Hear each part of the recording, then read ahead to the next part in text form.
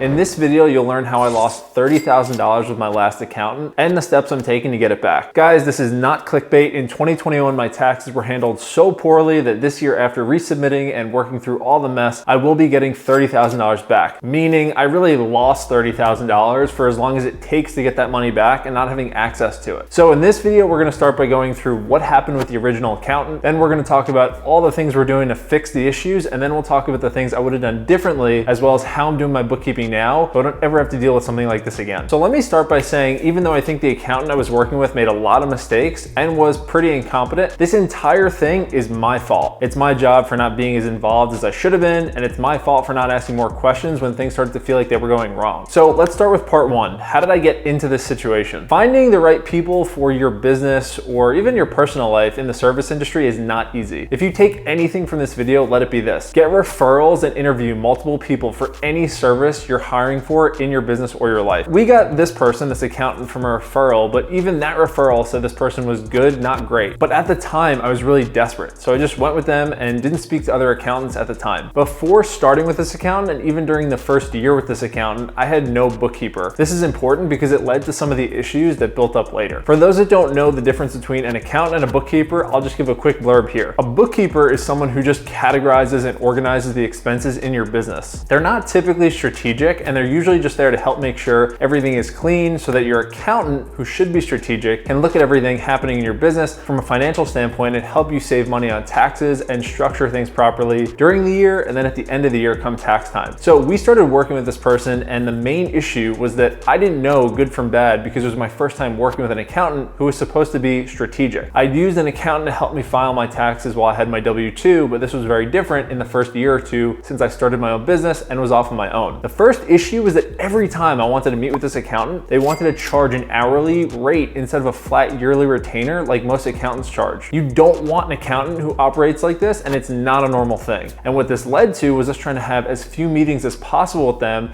and to use email as the main form of communication, which I understand for some things, but for strategic planning and hand-holding, it was an issue. We would be emailing so much back and forth with their team, but a lot of times it was hard to organize things this way. Ultimately, we were looking for more hand-holding, and this felt like an arm's length kind of brush-off relationship. Unlike other accountants, which I found out after, there were no scheduled calls monthly or quarterly, and nothing strategic in the meantime as far as planning and things like that. Also, since we didn't have a bookkeeper, it was hard to keep everyone in the loop with expenses and categorizing things, and this is where a lot of the issues came from. The main issues came at the end of the year when we started to organize things, and we were told to just submit everything to a portal, and it would be reviewed by their team, and they could help organize it before the year ended. And since we hadn't been meeting with them throughout the year and didn't have a bookkeeper, this was a brutal process. I had kept my P&Ls, profit and loss statements for each property, and doing my best to outline them, but I was not as organized as a bookkeeper or accountant would be, and I wasn't really that good at it. So we submitted this and didn't hear back for a while, and then we had to resubmit everything again, which really sucked, but we just thought it was kind of normal, like, you know, we didn't know any better. And the problem I realize now, since we weren't really doing phone calls with this company, we really didn't know what we didn't know. Since we thought this was all normal, we didn't really know what questions to ask or how to ask different types of questions about the business. But basically, once all the forms were submitted, that was the last we ever heard about the filing, except that there was a very large tax bill to pay, which I did since I never really thought to question the accountant since I thought they knew best. It didn't feel like an organized process, but I at least thought the taxes were filed and everything was done for the year. I'll get to it in a sec, but ultimately it was done completely wrong and we overpaid by $30,000. So part two, how are we fixing it? So I took the advice I gave earlier. I started getting more referrals from friends in the real estate business, and I wasn't looking for someone that just had a decent accountant. I needed to hear from that person that this person was incredible. So I went ahead and interviewed a few people and hired one. And within a few weeks, we already had done more calls with that one person than I had with the other company over a little over a year. So I knew there was a huge difference there. With this new accountant, we started with the past year's filings and then did a review of the current business expenses. And once he reviewed the past year's expenses, he emailed me pretty urgently saying we needed to do a call to review the past filings because they didn't make sense to him. So we started to review the expenses, and he was confident that we excluded at least $85,000 in expenses, meaning we spent money on things that should have been deducted from revenue, which would have lowered our bill, but for some reason they were never accounted for. So we double and triple checked this, pulling receipts and purchases. We were speaking to different people on the team and vendors,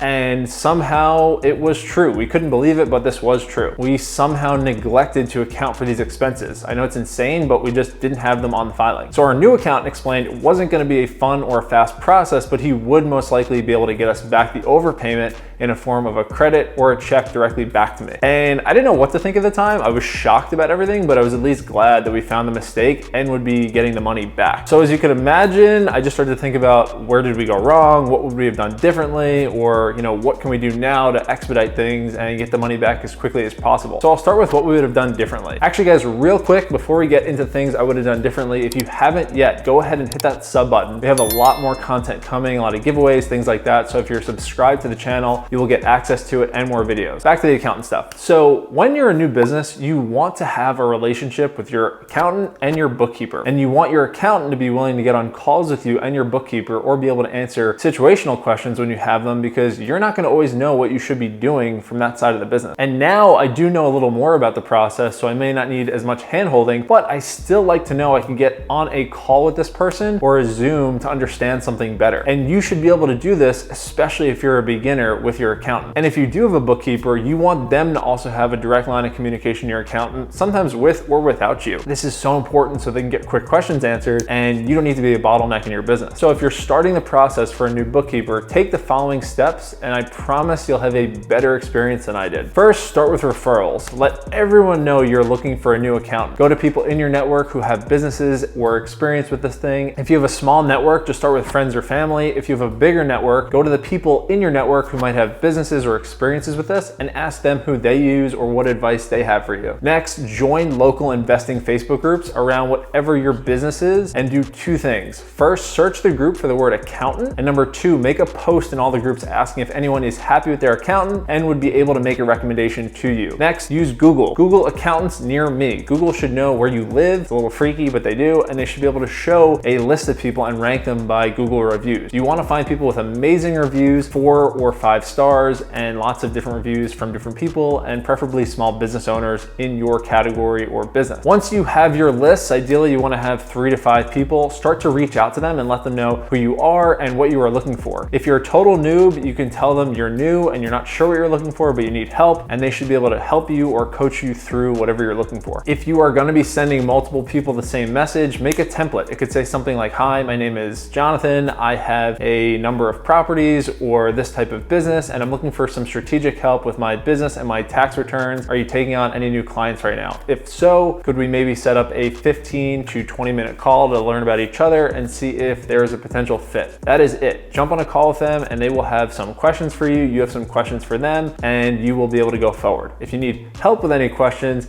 here are some questions that I recommend throwing in as well when you're talking to them. Who will my point of contact be and how often can we communicate? Next, ask what services they offer. You can then ask, do you work with other people like me, and can you tell me how you've helped them? An important one, guys, you want to ask how much they charge. You want to get this up front. So you can ask, will there be a set price for calls or hours? Will it fluctuate in any way? How does that work? Then you want to pick one, hire them, sign a contract, and ultimately or ideally introduce them to your bookkeeper. This is for a few reasons, but one, to make sure that life is easy at the end of the year when you file your returns. Hopefully the books will be kept clean because they are in communication and can answer any questions for each other. And two, they can help each other be accountable. They will be able to point out issues or errors the other side is making and talk to them and talk to you about what's going on. And I recommend this. Your bookkeeper can or should send your company P&L to the accountant monthly. This is a really good way for them to have what they need at the end of the year, but also to proof whatever they're doing and ask you questions about the business or any of their math. And again, I didn't take any of these steps or ask these questions. I got a referral from someone who had a social media following, and so did this accountant, and I did no due diligence. I asked no questions like this when I was interviewing them, and it was my own fault. But still, you can avoid this, and it sucks to lose $30,000 and have it sitting out there for the government so you can get it back. I wish I would have taken these steps, guys. So if you take some things from this video, screenshot those questions or just jot them down, and I assure you, you'll have a better experience with your accountant if you do the same, or anyone in your business that you're considering bringing in, getting help with your business. Ask them these types of questions, and I promise you'll have a better experience going forward than I did and any bad experiences that you may have had in the past. And that's it, guys. I will keep you posted on the situation if we get the money money back or not. Hopefully we do, but if we don't, I'll also let you know. If you have any questions or comments, drop them below. I will be answering all of them. And if you're not already, subscribe to the channel so you see future videos we have coming out. We have some really good ones and I want to make sure you see those. So that is it, guys. Be great, and I will see you on the next one.